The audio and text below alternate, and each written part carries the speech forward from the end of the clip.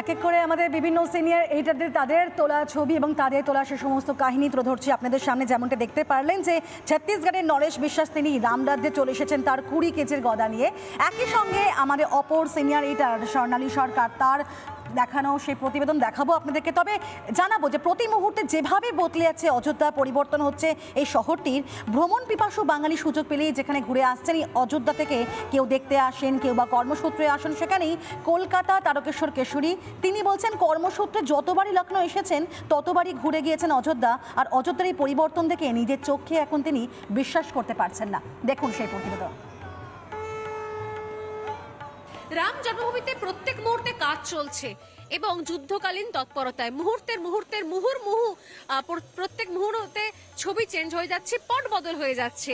এবং আমি যে বলছিলাম যে বাংলা এবং বাঙালি কানেকশন, বাঙালিরা কিন্তু যারা যারাই আসছেন কোথাও উত্তরপ্রদেশে বা লখনৌতে কাজের সূত্রে হোক, এই ব্যবসার কারণে হোক, তারা কিন্তু কর্মসূত্রে অবশ্যই অযোধ্যা মন্দির প্রাঙ্গণটা একবার করে ঘুরে যাচ্ছেন।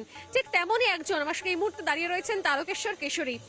কর্মসূত্রে প্রায় আসতে হয় উত্তরপ্রদেশ, প্রায় আসতে হয় লখনৌ, এবং মৌকা পেলেই একবার করে ঢু মেরে যান রাম মন্দির চত্বরে। যে কতটা কি হলো এবং এই পরিবেশটা খুব ভালো লাগে দেখতে।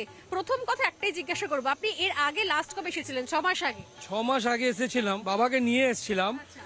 আমি এখন 6 মাসেই আগে এসেছিলাম, আমি বুঝতেই পারছি না যে আমি এইখানে অযোধ্যায় এই জায়গায় আছি। বিভৎস চেঞ্জ, আমি বিশ্বাসই করতে পারছি না যে এই জায়গাটা ওই প্রচুর দোকান ছিল এইখানে, মানে পা রাখার জায়গা ছিল না, অত দোকান ছিল এইখানে।